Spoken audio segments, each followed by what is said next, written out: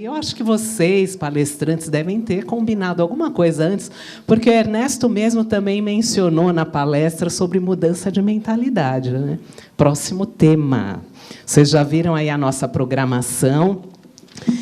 Temos novos tempos. Como vocês, eu quero só lembrá-los, quando vocês entraram aqui no auditório, vocês receberam um material impresso que vai ser utilizado agora, sob o comando da nossa próxima convidada, na oficina que tem como tema Superando a Sua Imunidade, a Mudança, uma nova jornada vivencial de transformação de mentalidade e alinhamento às necessidades dos novos tempos. Como a gente disse aqui, novos tempos, requerem novos mindsets. O Ernesto também já adiantou isso aqui para a gente. Nessa próxima oficina, nós vamos fazer, então, uma experimentação de transformação de mentalidade, de comportamento, com abordagem pragmática e baseada em neurociência, em economia comportamental, psicologia cognitiva.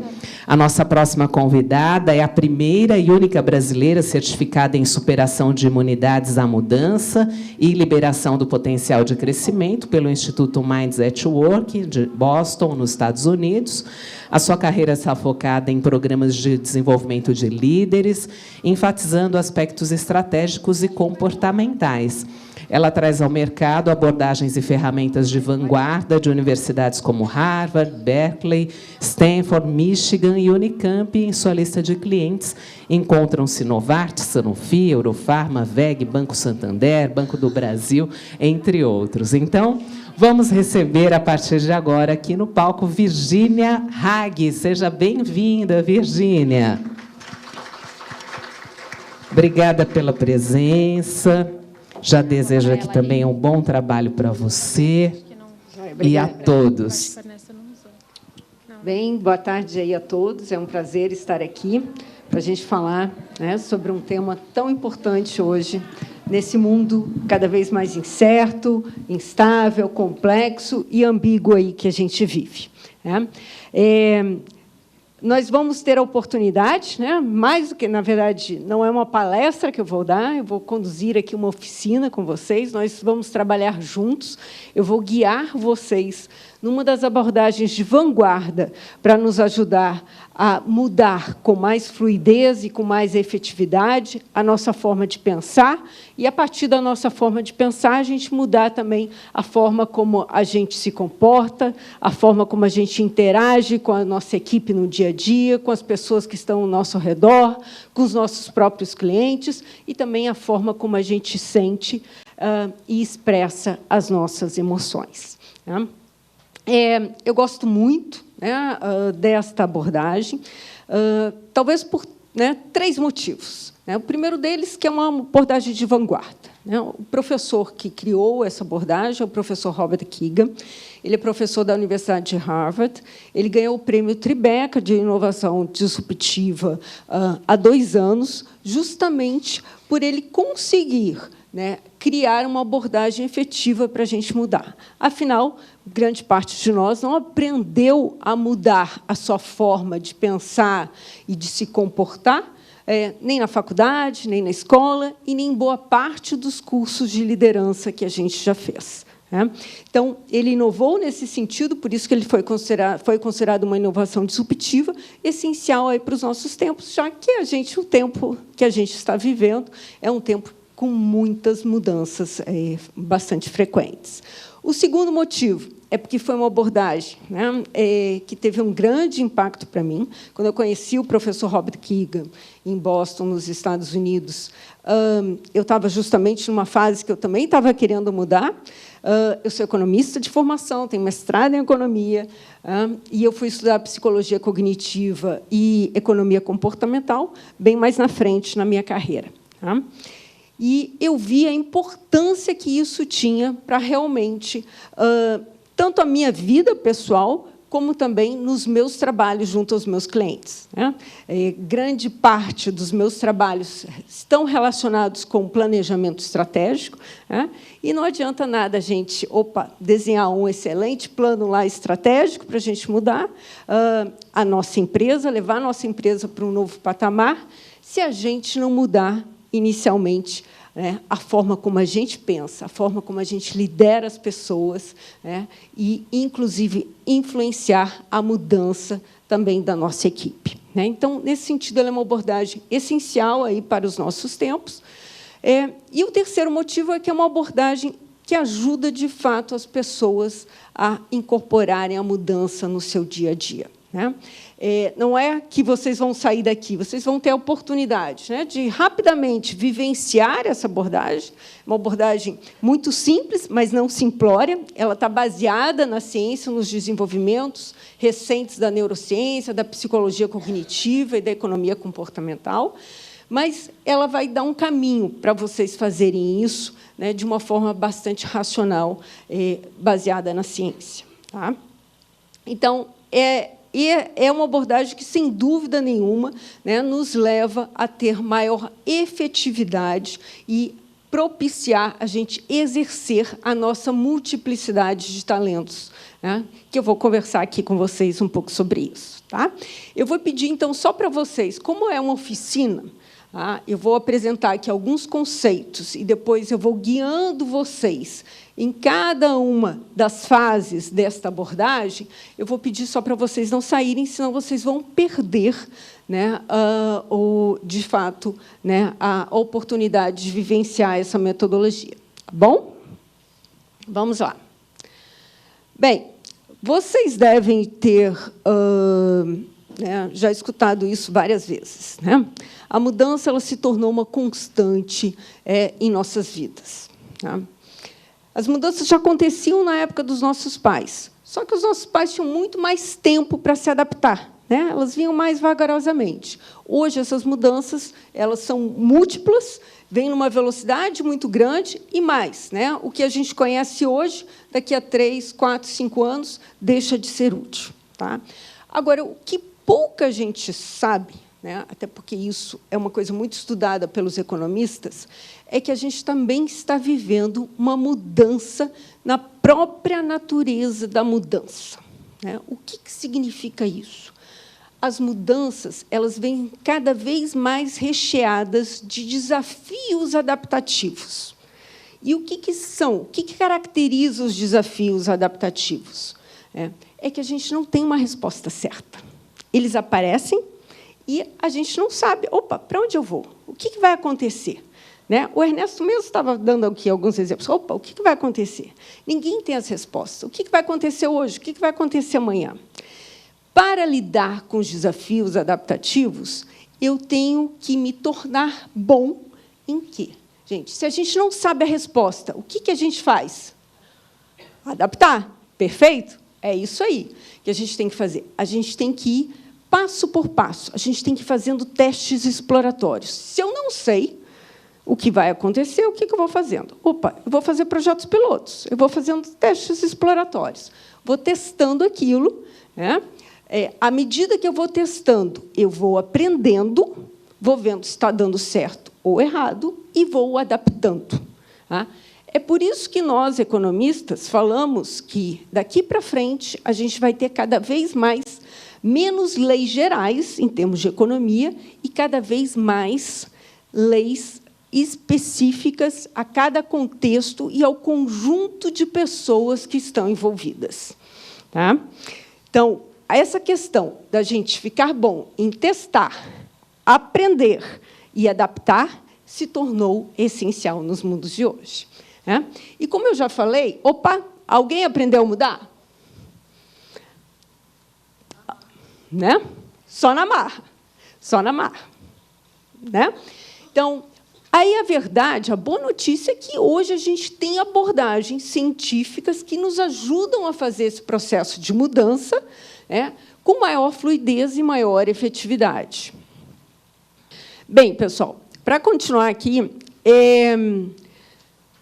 uma das coisas, né, que o professor Robert Keegan diz é o seguinte, que é uma grande oportunidade deste século é a gente ativar a nossa inteligência evolutiva.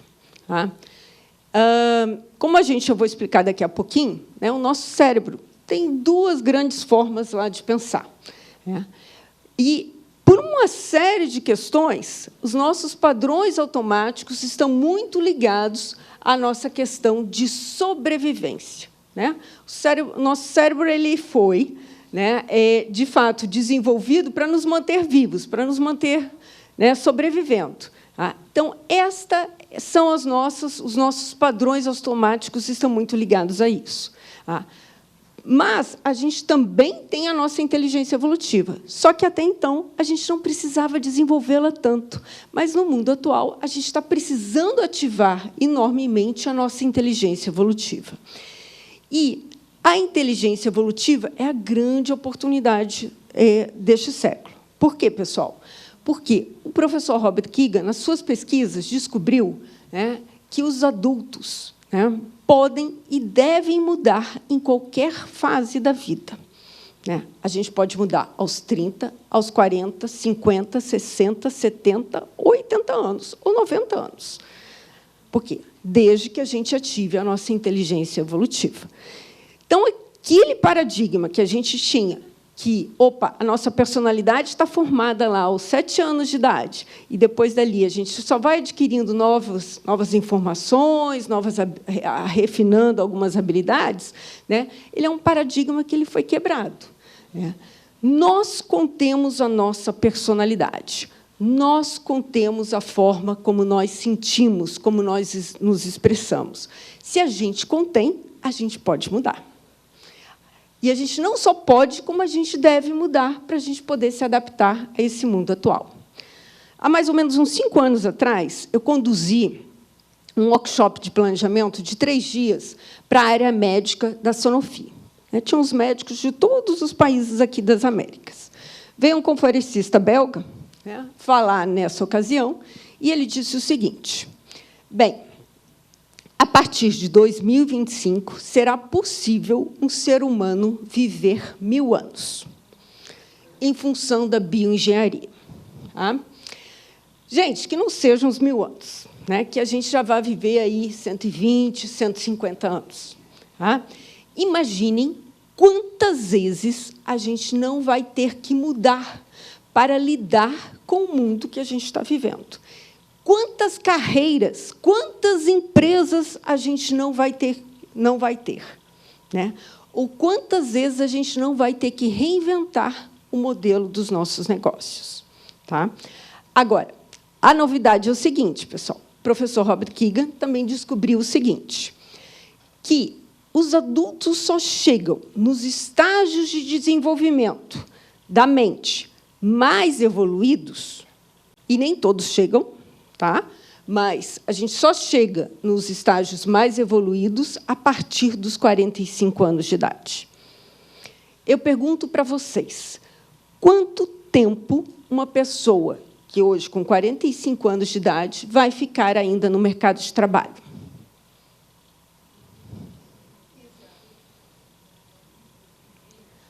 20, talvez mais, né? Se a gente for viver 100, 120 anos.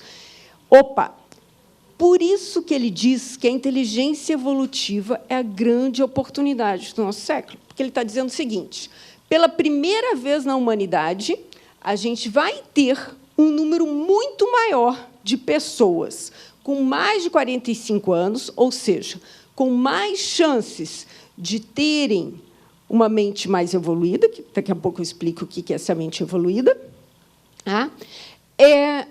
no mercado de trabalho por mais tempo. Então, a gente vai ter mais chances de resolver problemas mais complexos, problemas que hoje não têm resposta. A gente vai evoluir para um nível de consciência maior. E tem que ser assim, porque, no mundo da inteligência artificial, a gente tem que usar o que a gente tem de genuinamente humano, que é a nossa consciência. Não como definida pelos livros de autoajuda, nada contra eles, mas como definida pelos neurocientistas, que é essa capacidade única que o ser humano tem de evoluir, né, de mudar a forma como ele dá significado para a sua vida, para as suas experiências, né? A Rosana estava falando muito sobre propósito aqui, né? Eu costumo dizer, propósito é dinâmico, gente. A gente também vai mudando, né? A gente tem que mudar. Porque, se o mundo está mudando, a gente vai permanentemente refinando e evoluindo isso. Tá? Então, esta aqui é uma questão fundamental.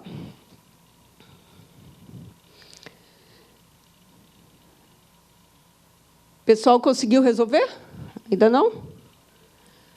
Ok, pessoal, desculpa aqui, tá? Está realmente em PDF aqui. Eu espero que o pessoal, para a oficina aqui, consiga corrigir, senão vai ficar difícil aqui de vocês verem o material. Tá?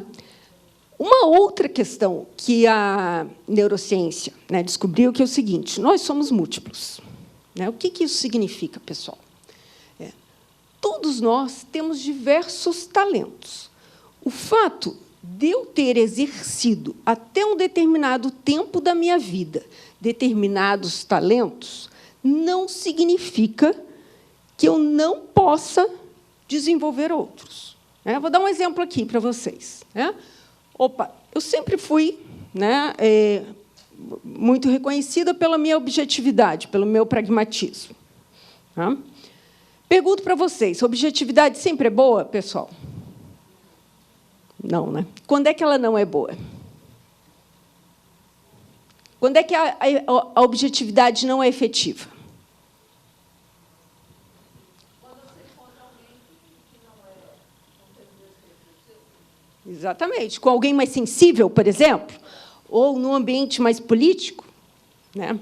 Mas o fato da minha carreira, né, porque, afinal, eu tive uma formação lá, economista, etc., tal, sempre lidei com números dessa. O fato de eu ter exercido isso não significa... Opa, muito obrigada. Não significa que eu não possa também me tornar uma pessoa mais articuladora, mais política. Né? Isso é tudo uma questão de desenvolvimento, né? De você realizar um esforço durante um determinado tempo para você desenvolver aquela capacidade. Né? Esses dias, num curso, né, uma diretora chegou para mim e falou o seguinte: Virgínia, todo mundo reclamava que eu era muito introvertida. Eu comecei a ser mais extrovertida. Só que daí eu comecei a notar que as pessoas estavam me estranhando. E mais, eu também estava me achando estranha. Eu falei, ótimo, parabéns. Isso é sinal que você está mudando, gente. Todo o processo de mudança, quando a gente começa, a gente está vulnerável. A gente vai errar, gente. Eu não falei que é testar, aprender e adaptar? A gente erra na dose. Às vezes, a gente é extrovertida demais ou extrovertida no momento inadequado.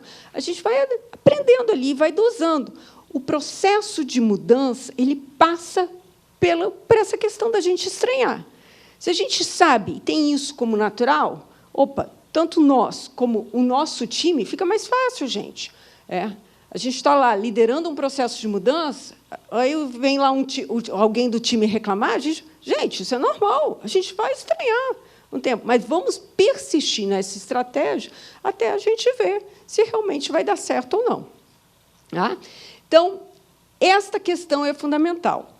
Agora, eu também posso refinar a minha objetividade, levá-la para um outro estágio de desenvolvimento, que é o estágio onde eu só vou usar a minha objetividade ou eu vou refiná-la a tal ponto que eu vou conseguir diferenciar as situações onde ela, de fato, vai ser efetiva, ou com que pessoas ela, de fato, vai ser efetiva.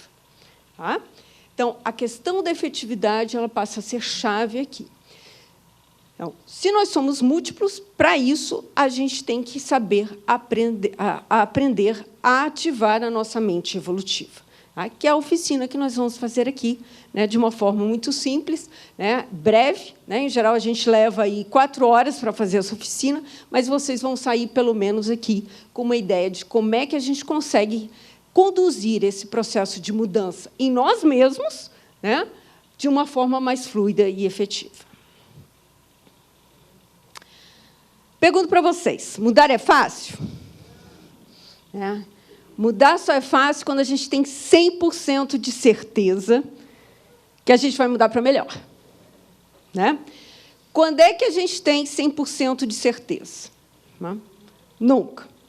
Né?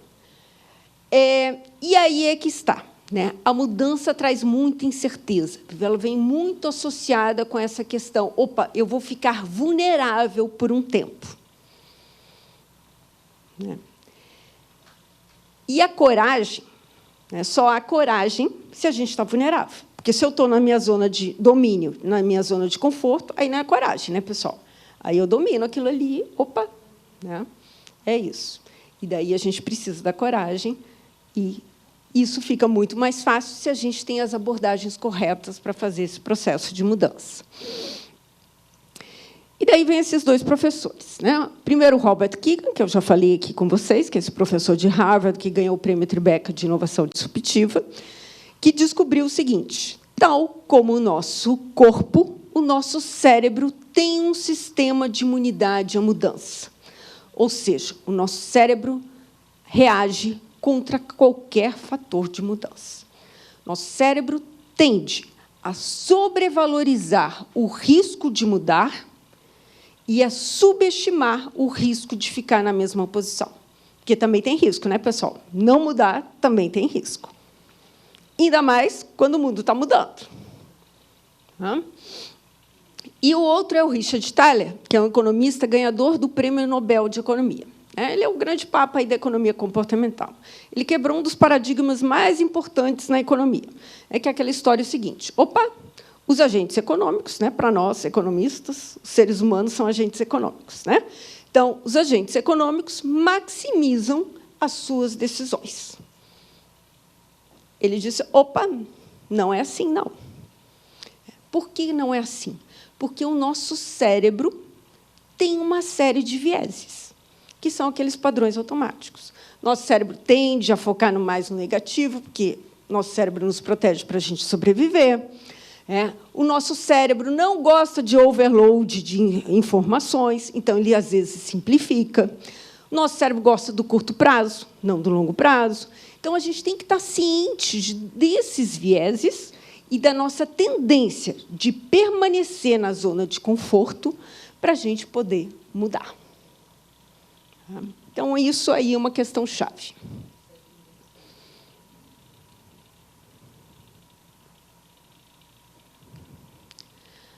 Os neurocientistas costumam dizer, né, que o nosso cérebro é como se a gente tivesse montado no elefante. A gente acha que a gente está no comando, mas o elefante anda sozinho. Por que isso, gente? Em função dos padrões automáticos. Se o nosso cérebro, né, se a gente fosse pensar, opa, no dia a dia, né, conscientemente, sobre tudo que a gente vai fazer, a gente não dava conta de fazer tudo. Por isso que, quando às vezes a gente está dirigindo lá para o escritório, hoje em dia ninguém vai, né, todo mundo fica em casa, né, mas quando a gente vai estar dirigindo para um lugar que a gente vai sempre, a gente liga o automático. Né? Então, aí que estão. O problema dos padrões automáticos, gente, é que é o seguinte: eles são muito bons para economizar tempo. Mas qual é o problema dos padrões automáticos, gente? Eles nos levam para o futuro ou eles estão relacionados ao passado? Passado, né? Às nossas experiências, ao que deu certo no passado. E a gente adora replicar esses modelos. Sabe aquela ditado, né, que diz o seguinte: opa, não se mexe em time que está ganhando? Opa, cuidado com isso, porque ele está baseado lá nos padrões passados. Tá? Então, a evolução do nosso cérebro, pessoal, para a gente poder ativar a nossa mente evolutiva, a gente tem que sair desses padrões automáticos. A gente tem que tomar consciência de quais são os nossos padrões automáticos. Meu padrão automático, né? Sei lá, objetividade. Eu vou sempre achar o caminho mais curto para falar. Se eu estou lá numa reunião, opa, vamos lá resolver isso aqui. Nem sempre isto é o mais efetivo. Hoje eu sei. Então, hoje... E o problema dos padrões automáticos é o seguinte, gente: a gente só tem 3 segundos para controlar os nossos padrões automáticos. Por isso que alguns neurocientistas chegaram a questionar se nós tínhamos o livre-arbítrio. né? E a verdade é que hoje se diz que sim. 3 segundos, com muito treino, a gente consegue colocar, se a gente estiver consciente dos nossos padrões automáticos. Então, isso é uma questão chave aí para a gente poder mudar. Pessoal, nessa evolução, uma das coisas mais importantes, quando eu estou falando das mentes evoluídas, é a gente sair dos pensamentos binários. O que é pensamento binário? Ou isto ou aquilo. Eu costumo dizer, para cada ditado, a gente tem um que também é válido do outro lado. Eu posso dizer, opa, para mim, quem puxa saco é uma pessoa que não tem valor, não tem validade. Mas tem um outro ditado que também diz o seguinte, quem não puxa saco, puxa carroça. Eu pergunto para vocês, qual dos dois é verdadeiro?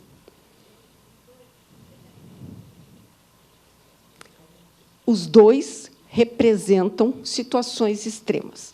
As soluções estão sempre nos vários tons de cinza e, dificilmente, em questões binárias. O problema é que o nosso cérebro adora pensamentos binários. Por quê? Porque eles simplificam a decisão. E vamos pensar, no dia a dia das nossas empresas, quantas vezes a gente não está lá numa reunião diante de pensamentos binários? Quando a gente, tem que ver os vários tons de cinza. Não é uma coisa ou outra, pessoal? A gente tem várias possibilidades. Tá? Então, essa é uma das características das mentes mais evoluídas. Tá?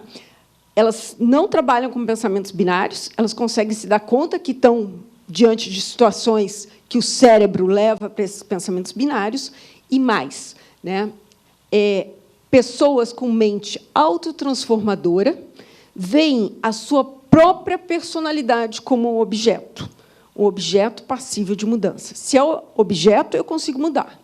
Enquanto a personalidade é sujeito, eu não consigo mudar. Eu tenho que ver aquilo como objeto. Ok? Quem viu esse filme aí Divertidamente? Quem não viu, eu recomendo que veja, embora seja um desenho. Ele foi um professor de Berkeley, que é especialista em inteligência emocional. Ele deu consultoria para esse pessoal desse filme. Tá? Esses personagens mostram as N vozes que nós temos na nossa cabeça. Cada um deles representava um sentimento. O da raiva, o da alegria, o da angústia, o do medo. E a nossa consciência, ela escuta essas N vozes e faz a síntese dessas vozes. Eu decido que significado eu vou dar. Eu vou me deixar dominar pelo medo, pela alegria. Qual é a síntese que eu vou fazer? Tá? Então, isso é uma questão super importante para a gente poder elevar o nosso nível de consciência e autorregular as nossas emoções, que é uma coisa tão importante aí na liderança de empresas. Para a gente mudar, a gente precisa superar as nossas crenças limitantes, que nada mais são do que a visão que a gente está vendo o mundo. Como é que a gente está dando significado para o nosso mundo? Que a gente vai aprender e vamos colocar em prática justamente aqui agora. E isso é fundamental, pessoal, só a partir do momento onde a gente traz para o consciente os nossos padrões automáticos é que a gente consegue mudá-los. E daí, assim, a gente consegue alcançar os nossos objetivos com muito mais efetividade e fluidez, com menos sofrimento. Com algum grau de sofrimento e de esforço, sempre vai ter. Mas a gente conhecendo como é que o processo acontece, a gente vai acabar incorporando isso como uma coisa natural, uma coisa orgânica. E, a partir desse momento, a gente consegue potencializar o que é genuinamente humano. Porque, afinal, o que nos diferencia da inteligência artificial é essa capacidade da gente mudar a forma como a gente está dando significado para a nossa vida, para as nossas experiências, para as nossas relações, para o nosso trabalho. E daí, pessoal, que eu vou guiar vocês é justamente nessa matriz aqui. Uma matriz simples, com 4 colunas, que foi criada pelo professor Robert Keegan. Tá? Eu vou passo a passo com vocês, dando todas as orientações aqui. Tá? Como é que ocorre a mudança? Tá? A mudança ocorre o seguinte. Primeiro, a gente tem que identificar o que a gente quer mudar. Mas o que a gente quer mudar no nosso comportamento. Tá? Não é assim, opa, eu quero elevar a minha empresa para um patamar X lá de faturamento. Não. O que eu preciso mudar em mim mesmo para eu elevar a minha empresa a esse patamar X de faturamento? Opa, eu quero que a minha empresa se destaque no segmento X. Né? Então, ok. Qual é a mudança que eu tenho que fazer em mim mesmo para que a minha empresa venha se destacar nesse segmento X? Pessoal, muitíssimo obrigada. Boa jornada aí para vocês.